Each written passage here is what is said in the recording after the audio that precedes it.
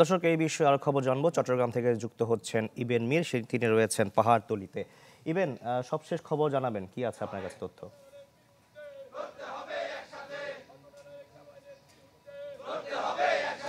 শাকিল, সকাল থেকে চট্টগ্রাম থেকে 5টি ট্রেনের যাত্রা বাতিল করা হয়েছে এখন পর্যন্ত। এই প্রত্যেকটি ট্রেনের যাত্রীরা কিন্তু আসলে এসে দুর্ভোগ পোহায় তারা কিন্তু রেল স্টেশন থেকে বিদায় নিয়েছেন, এবং যে লোকোমাস্টাররা আছে তারা কিন্তু আন্দোলন করছেন। তাদের যে পাহাড়তলী লোকোশেড সেখানে তারা বসে আন্দোলন করছেন, এবং তারা বলছেন তাদের এই দাবি তারা আজকে নতুন করে জানাচ্ছেন না। গেল 4 বছর যাবতই তারা এই যে আন্দোলন, সেই আন্দোলন তারা চালিয়ে যাচ্ছেন।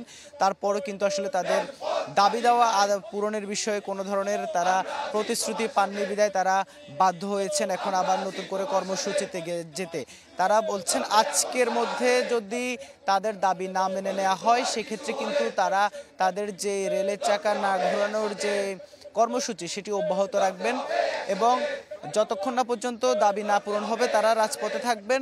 আর যাত্রীদের যে দুর্ভোগ সেই বিষয়টিও কিন্তু আসলে তারা মেনে নিচ্ছেন। মেনে নিয়ে তারা বলছেন তাদের যে জীবন ধারণ সেটি আসলে দুঃসাধ্য হয়ে দাঁড়িয়েছে। যে পরিমাণ তাদেরকে ব্যয় করতে হয় একটি স্টেশনে, যখন তারা একটি ট্রেন নিয়ে যখন রওনা দেন, তারপর বিভিন্ন স্টেশনে তাদের যে পরিমাণ সময় যায়, কখনো 1 দিন 2 দিন পর্যন্ত তাদেরকে রাস্তায় অপেক্ষা করতে হয় রেলপথে। সেখানে তারা আসলে যে পরিমাণ বাড়তি টাকা খরচ করতে হয় সেটি আসলে তারা দীর্ঘ 100 বছরের উপরেও কিন্তু তারা পেয়ে আসছিলেন।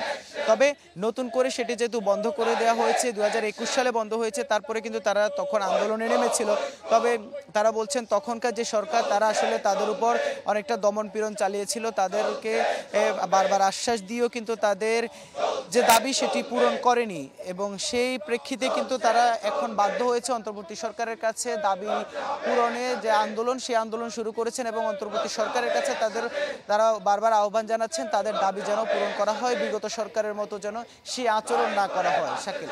ইবেন মীর, আপনাকে ধন্যবাদ আমাদের সঙ্গে যুক্ত হওয়ার জন্য। দর্শক, আমরা দেখতে পাচ্ছি রাজধানী কমলাপুর রেল স্টেশন থেকে যুক্ত হয়েছেন আমাদের আরেক সহকর্মী নূর মোহাম্মদ কাজল। কাজল, আপনার কাছে সবশেষ আর কি খবর আছে জানাবেন? আর কাবেল বাংলাদেশের একমাত্র ইউএল এবং ভিডি সার্টিফাইড কেবল, যা এ গ্রেড এলএমই রেজিস্ট্রেশন। শাকিল, আমি এই মুহূর্তে অবস্থান করছি কমলাপুর রেলওয়ে স্টেশনের লোকো মাস্টার শেডে, লোকো শেড যেটাকে বলা হয়, যেখানে রেলের বিভিন্ন যন্ত্রাংশ এবং রেলের লোকোমোটিভ বা লোকো মাস্টার যারা আছে তাদের যে অফিস সেখানটায় রয়েছি। এখানটায় আমি যখন আসি তখন দেখতে পেয়েছি শ্রম কর্মসংস্থান মন্ত্রণালয়ের প্রতিনিধি এসেছেন, রেল কর্মচারী ঐক্য পরিষদের যেই সদস্য, আন্দোলনরত যে সদস্যরা কর্মবিরতি গিয়েছেন তাদের সাথে কথা বলার চেষ্টা করেছেন, এবং তাদের সাথে অনেকক্ষণ কথা বলেছেন, এবং তারা এক পর্যায়ে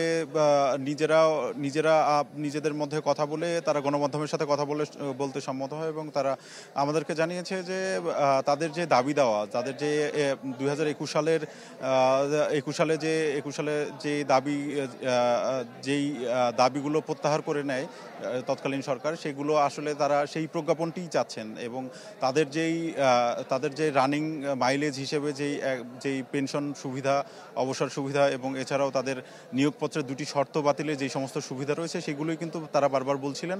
তাদের সাথে আমাদের কথা হয়েছিল যে জনভোগান্তির বিষয়টিকে তারা কিভাবে দেখছেন। তারা জানিয়েছেন যে তারা জনভোগান্তির কথা মাথায় রেখেই অগ্রিম লিফলেট বিতরণ এবং বিভিন্ন কর্মসূচি পালন করেছে। এর প্রেক্ষিতে এখান থেকে তারা বারবারই বলছে যে রেলওয়ে উপদেষ্টা বা উপদেষ্টা পরিষদের কেউ এসে তাদের সাথে কথা বললে তারা তাদের দাবি দেওয়াগুলো সুলিখিতভাবে এবং সুনির্দিষ্টভাবে জানাতে পারে, এবং তারা আশ্বস্ত হতে পারে বলে এমনটিও আমাদের জানিয়েছেন, এবং তারা বারবারই তাদের দাবি দেওয়ার ব্যাপারে অনড় বলেও বলেছেন, এবং তারা ঘোষণা দিয়েছেন যে তাদের দাবি দেওয়া না মানা পর্যন্ত রেলের যে কর্মবিরতি এটি আসলে চলবে। শাকিল, ধন্যবাদ আমাদের সঙ্গে যুক্ত হওয়ার জন্য। দর্শক, রেল কর্মীদের আন্দোলনের খবর জানাতে রাজধানী ও চট্টগ্রাম থেকে যুক্ত হয়েছিলেন আমাদের সহকর্মীরা।